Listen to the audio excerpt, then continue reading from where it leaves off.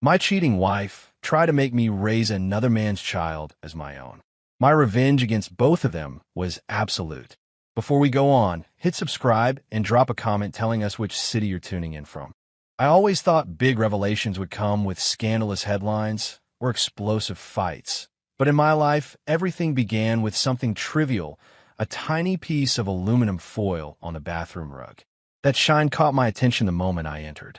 I left the lights off. Only a thin ray of morning sun spilled across the floor. I remember stopping, worried about stepping on something sharp. Jessica, my wife, hadn't said anything about dropping anything, but it wouldn't be the first time a small object ended up in the wrong place. When I knelt down, I realized the glint was coming from a round aluminum circle the size of my pinky tip. It looked familiar. It was the kind of backing left when you pop out a pill from its blister pack. One side was blank, but the other read, Tuesday, Tuesday. That detail made me pause. Today was Wednesday, which meant that aluminum should have covered Tuesday's pill. I wasn't taking any prescriptions at 35. I was healthy and wasn't taking anything beyond an occasional aspirin. Jessica, as far as I knew, wasn't on any meds either. We'd both had recent checkups and been told we were in excellent shape. So why was there a tiny aluminum circle labeled Tuesday on our bathroom floor? I tried to dismiss it as a stray piece of trash. Maybe we dropped something without realizing it. A small knot of worry tightened in my stomach. The only daily pills we used to have around the house were Jessica's birth control pills. That was a few years ago before I had my vasectomy. The procedure came about once we decided not to have any more kids. She'd been on the pill for years, but we finally switched to the permanent route of my vasectomy. Afterward, she'd supposedly stopped taking contraception altogether, but now I was holding Tuesday's foil from a daily pill pack. A chill ran through me. If she was still on the pill, it could only mean she was worried about getting pregnant. If she was worried about pregnancy, it meant either the vasectomy I had wasn't enough or she was sleeping with someone else. In the past, I might have asked her directly, but some instinct told me to investigate before confronting her. I've always been methodical, especially after all the nights I spent perfecting engineering designs at my firm. I needed more proof before deciding if I was overreacting or if I truly had cause for suspicion. I cleaned up, put the aluminum back where I found it, and made sure to leave the bathroom exactly as it was before. Then I drove to work, my mind racing with questions I couldn't answer. At the office, instead of diving into new contracts, I started looking for private DNA kits and covert surveillance gear. My thoughts had turned dark within an hour, but I knew I needed clarity. If Jessica was cheating on me, I wanted to know with whom, for how long, and if our kids, Mason and Lily, were even mine. We had 2 kids, 5-year-old Mason and 3-year-old Lily. I'd always believed they were my own flesh and blood. Still, that doubt gnawed at me. If she'd been lying about the pills, she could have lied about everything else. I ordered a host of items, discreet voice recorders, tiny cameras that could be placed around the house, phone cloning software, and DNA testing kits. I felt sick doing it, but convinced myself it was necessary. I wanted unassailable facts before taking any steps that could destroy our family. Those few days waiting for delivery seemed endless. In that time, I kept a close eye on Jessica, looking for suspicious behavior. She seemed normal. There weren't any big changes in her routine, no sudden nights out. Our intimate life was the same as usual, once or twice a week, often before the kids woke up. She wasn't rushing to shower to wash off unknown scents, nor was she using different perfumes or clothes. If she was cheating, she was doing an incredibly good job covering her tracks. When Friday came, I got the call at work that my packages had been delivered. I had them shipped to the office, so Jessica wouldn't ask awkward questions. That afternoon, I pretended I had a light schedule and went home early. The au pair nanny, who helped us with the kids while Jessica and I worked, was feeding the children. With her busy, I went upstairs and installed cameras in the bathroom, living room, and bedroom, the main spaces where I suspected evidence might appear. The bathroom was crucial for seeing if Jessica was truly taking birth control pills. As soon as the kids were in bed, I used a swab on each of their cheeks for the DNA kits, doing my best so they wouldn't see what I was doing or understand the significance. They just thought Dad was checking their cheeks with a funny swab. I also took a sample of myself. Then I mailed the samples off, which would be processed quickly, results promised within about 48 hours of the lab receiving them. That evening, Jessica arrived home at her usual time. We chatted about mundane things, her work, the kids watching TV. Meanwhile, I felt like a stranger in my own marriage. After she went to shower, I slipped into her car to place a voice recorder under the seat. I also cloned her phone, downloading her texts and emails. To my surprise, there wasn't anything incriminating in her digital footprint.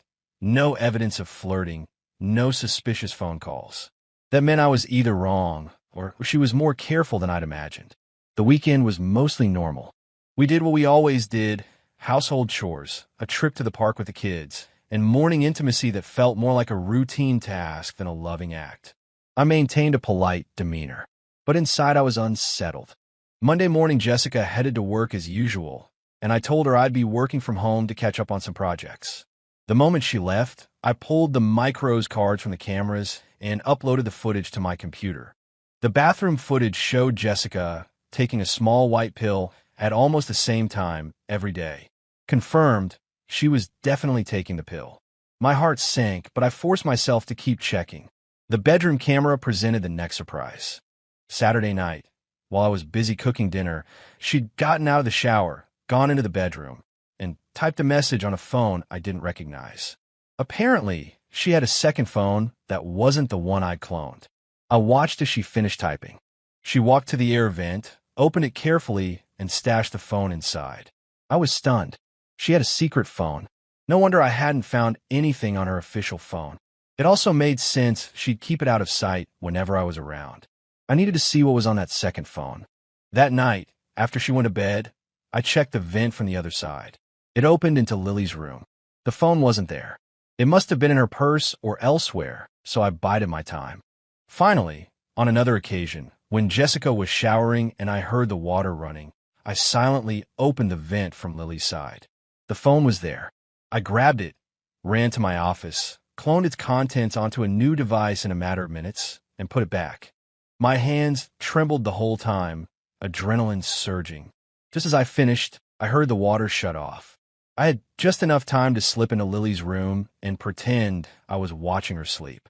Jessica peeked in, curious, but she interpreted it as fatherly affection. The next morning, in my office, I finally accessed the phone's clone data.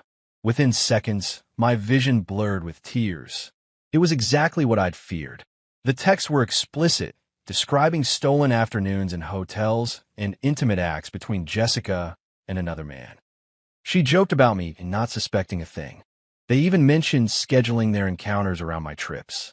The man was never named in the messages, which only made me sure it was someone she worked closely with and didn't want to name in writing. I sat there weeping, ignoring the sound of my secretary Sarah's intercom. She finally knocked and opened my door, finding me hunched over my desk with tears streaming. Sarah was a sharp, sensible woman, a few years older than me. Usually we kept a professional distance, but this time she came in, locked the door, and handed me tissues. "What happened?" she asked calmly. I told her everything: the suspicious aluminum, the hidden pills, the cameras, the second phone. I felt pathetic, but she just listened. Then she said, "Eisen, we need details and we need a plan." When I mentioned I'd also had the kids' DNA tested, she nodded. "Good. Find out the truth, then decide how to act. For now, you've got a ticket to visit the Portland branch. You'll leave today and won't be back until Thursday." I blinked at her, confused. We hadn't discussed any trips. "Trust me," said Jessica. "She might suspect if you're around too long. Tell her you've got a sudden crisis there."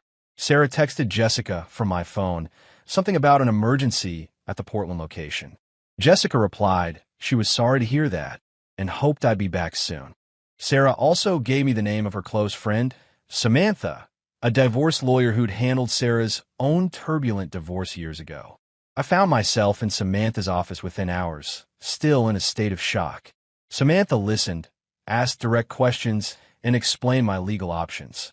Do nothing, file for an amicable divorce, or go for the nuclear option with an adultery lawsuit that would destroy Jessica's world and sever her claims to my assets. I considered each one carefully. Do nothing. Impossible. I was furious. Amicable divorce. Why should I give up half of everything I'd built, especially if the kids weren't mine? My final choice was obvious. I want the nuclear option, I said, hearing my own voice tremble with anger. Samantha nodded. All right. First, we'll gather more evidence. For that, I need the phone you cloned so we can build a strong case. I gave it to her without hesitation. Sarah then took me to a modest hotel, telling me to shower, order room service, and stay away from the minibar. I need you alert, she insisted. You got to plan your next steps. But I couldn't think straight. My life, as I knew it, had just shattered. The only small sliver of hope was the chance the kids were still mine, or I was drawing the wrong conclusions. Deep down, though, I knew the odds were slim. The next morning, I got a text from the DNA company stating my results would be ready by the afternoon. I couldn't bring myself to look. Sarah, sensing my hesitation, took my phone, loaded the results page, and frowned. They're not ready yet, she said softly, handing back my phone. We'll check again in a few hours. Meanwhile, I had to secure my financial future. Sarah reminded me there were over 100 employees depending on my leadership at our engineering firm. If Jessica left me broke, the business could collapse and all those families would suffer. That stiffened my spine. I forced myself to think like the engineer I am, strategizing every step. We visited my longtime business lawyer, Michael Ross. He reminded me we had a prenup in place. Every partner at our firm was required to sign one before marriage to protect the company from potential marital disputes. That agreement protected the company from marital claims, meaning Jessica could only target my personal salary and assets like the house and 401k pension plan. Here's my advice, said Michael. Buy out your partner, David, who's been hinting he wants to sell, with as much of your liquid assets as possible into the company, even if it means taking a loan that keeps your money behind a firewall she can't breach. It sounded daunting, but it was better than letting her walk away with half. I called David. He initially just asked why, and I told him the truth in one flat sentence. Jessica's been cheating on me, possibly since day one, he said, regretting it and agreeing to sell most of his shares, keeping only 5% for himself as a consulting engineer. We drew up the papers. At lunch, Sarah and I checked the DNA results again. This time they were posted. She read them first, a sorrowful expression on her face. I'm sorry, Eisen. My hand shook as I took the phone. Both children were fathered by the same man, but that man wasn't me. My boy and girl, those whose first steps and first words I treasured, weren't mine at all. I felt a rage hotter than anything I'd ever experienced. Sarah's voice cut through my haze. Stay focused, or you'll lose everything. She guided me out of the restaurant and back to Samantha's office. When we arrived, Samantha had her own update. We've got a preliminary report from the private investigator. Jessica had a man in your house last night. We couldn't see inside, but we've got footage of him entering. He used his own key. My stomach churned. Later, reviewing the living room camera, I saw him enter, greeted by our son. No, by her son, yelling, Daddy Richard. My tears came in unstoppable waves. That told me everything I needed to know about the father's identity. Richard Sturl, Jessica's lifelong boss. I realized this could have been going on for the entire duration of our marriage, or close to it. Samantha took the footage and verified Richard's name. He was a high-level executive at Jessica's firm, subject to a strict non-fraternization policy. We can go after his company for that, said Samantha, and after him for alienation of affection, plus your wife for any false birth certificate claims. She listed a litany of potential legal strategies, all of them aggressive and devastating. She was fully committed to the nuclear route I'd chosen. I returned to the hotel numb. Sarah appeared at my door that night, saying, You shouldn't be alone. Pack, you're coming to my place. I was too exhausted to argue. Sarah had a single-story house, larger than I expected, and she gave me a private room. There was no physical closeness, no romantic vibe. It was more like I was a broken man, and she was stepping in as a friend, one who didn't trust me to hold myself together. The next big step involved finalizing the buyout from David.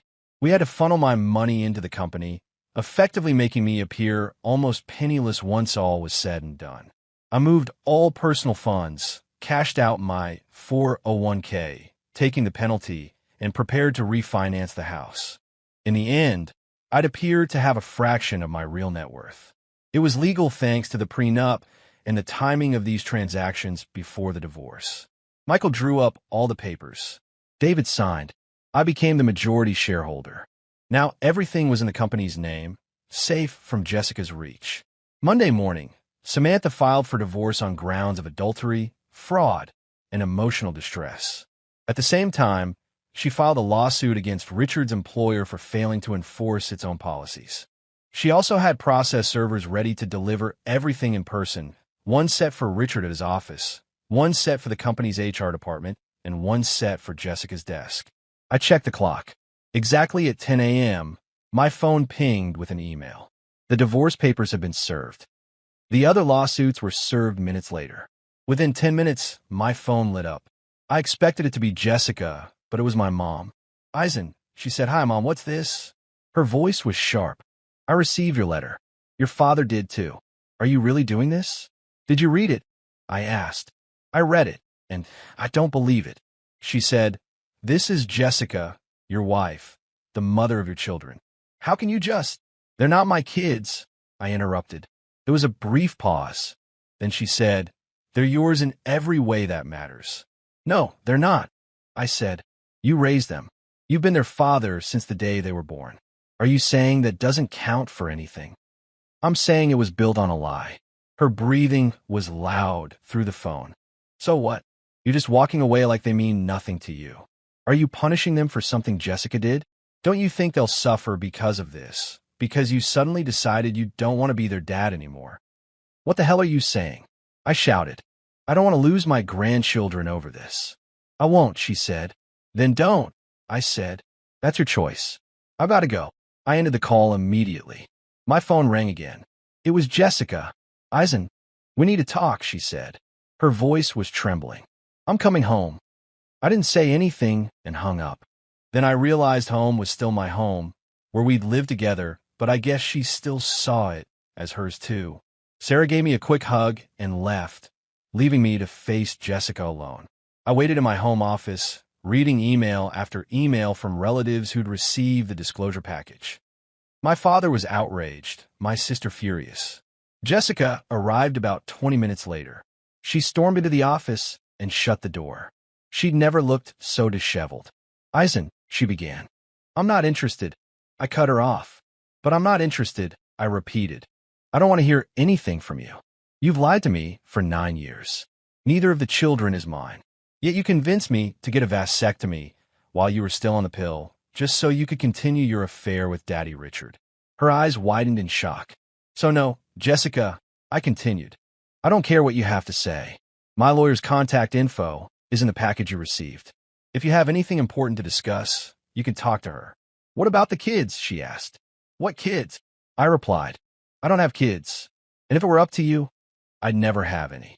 I'd ask you why you did this to me, but I don't really want to hear another lie. I'm not interested in your excuses or justifications. I just want this whole mess to be over so I can pick up the pieces of my life and move on." I called the nanny into the room. I knew she could hear me since my office door was open and she was right in the next room. "You're fired," I said, effective immediately. "Pack your things and get out." "What?" she asked. "Why?" "Because you were covering for her," I said, pointing at Jessica. "You knew she was sleeping with her boss. I don't know if you knew the kids were his instead of mine, but you definitely knew what was going on. I've got video evidence of you talking to Richard about the kids." "Get out, Eisen." Jessica interjected. "You can't fire her. I'm the one who pays her salary." The nanny shot Jessica a grateful look. "Well," I said, "I've already informed the agency you were involved in an affair, and I won't take legal action if they remove you from their roster. So if Jessica wants to keep you personally, she'll not only have to pay you, but also handle all your taxes, vacation, pension, sick leave, and insurance."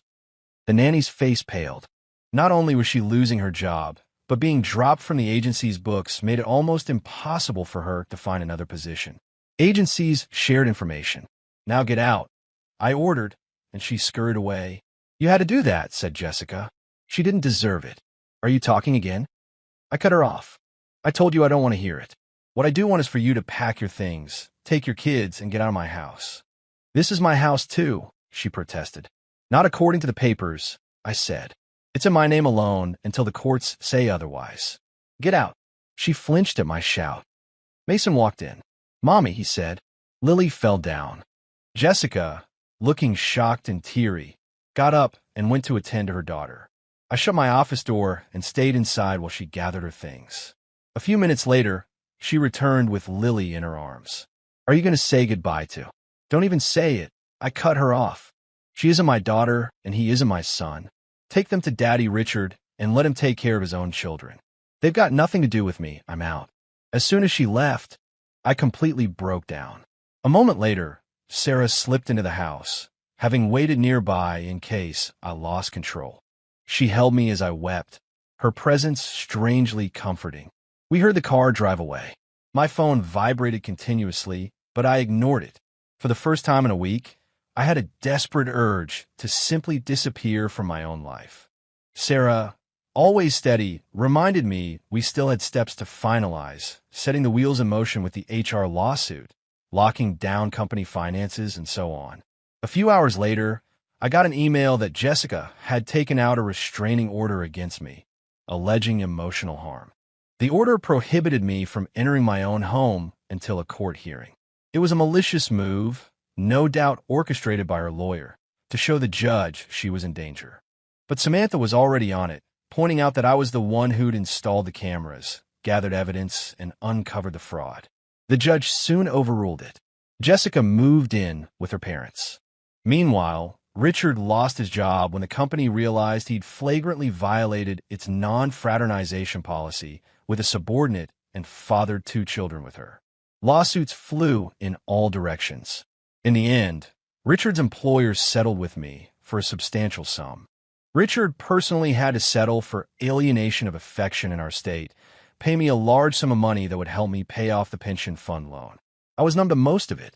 My true anguish was losing Mason and Lily, whom I still loved, but refused to see because I couldn't handle the pain. Maybe that made me a coward, but every time I thought of those kids, I saw Richard's face. They'd probably forget me soon enough anyway. Jessica used them as emotional leverage, pleading with me to remain in their lives, but I wasn't ready. Weeks turned into a month. I sold the house, taking a loss, and moved on. I had no appetite for living in the place that had become a scene of betrayal. I stayed in Sarah's guest room temporarily. We were polite to each other, but there was a new tension in the air. She was always professional in the office, but outside of work, she seemed to be constantly checking in on me. The day the divorce was finalized, I was at my desk. I received the official envelope, opened it, and found the final decree. I was free of Jessica, legally separated from the marriage. I felt a mix of relief and sadness. My phone rang. I answered it. Eisen, said Sarah. Richard Sterling's dead. His wife found him with Jessica again and shot him. I stared at the phone in shock. I realized with a grim sense of irony that Richard would never get to raise the 2 children he'd fathered behind my back. I wasn't sure if that was justice or more tragedy, but I won't lie, I didn't feel sorry. Couldn't have happened to a nicer guy, I muttered under my breath. I half expected Sarah to scold me, but she just nodded. She walked into my office a minute later with an envelope in her hand. This also came for you. It looks like Richard's final settlement. I saw the check, an amount that would help me fully cover my loan. I'd become truly free of any lingering debt. I exhaled, leaning back in my chair, unsure how to feel. My marriage was over, my illusions about fatherhood shattered, the man who fathered those kids dead. And I was now financially secure in a twisted turn of fate. Sarah closed my office door, stepped forward, and kissed me firmly, passionately, without hesitation. When she pulled away, I realized my heart was pounding for a whole new reason. She smiled at my stunned reaction. For 9 years I've cared for you, she said softly. You're the most decent man I've ever known, and you never crossed a line with me, even when you were at your lowest. I've waited for you a long time, Eisen. If you'll let me, I want to show you not all women lie, and not all relationships end in heartbreak. I replayed all our interactions over the years, the quiet professionalism, her protectiveness, her unwavering willingness to fight for me once the truth came out. Maybe I'd been blind, too busy with my marriage to see someone who truly cared. I also remember Dr. Hinton telling me that vasectomy reversals had a high success rate, and I felt a pang of hope. Fatherhood wasn't off the table for me forever. I smiled at Sarah, still trembling from her kiss. I asked a simple question, and it came out with a raw tone that almost made me laugh. "How many kids do you think we should have?" She smiled broadly. "At least 2, she said, her eyes warm. "But let's see where this goes." In that moment, I realized my life had been turned upside down, but a new chapter was somehow opening. My future was uncertain, but for the first time in months, I didn't feel trapped. I got my legal, emotional, and personal closure. A part of me would always ache for the children I once believed were mine, but I also understood I had a chance to rebuild. Maybe I'd do it with someone who'd proven loyal and steadfast right by my side all along. I nodded, and Sarah kissed me again. That's where my old life ended and a new one began, no longer overwhelmed by illusions and deceit. Maybe the heartbreak was the price of freedom, and perhaps after all it was a fair trade.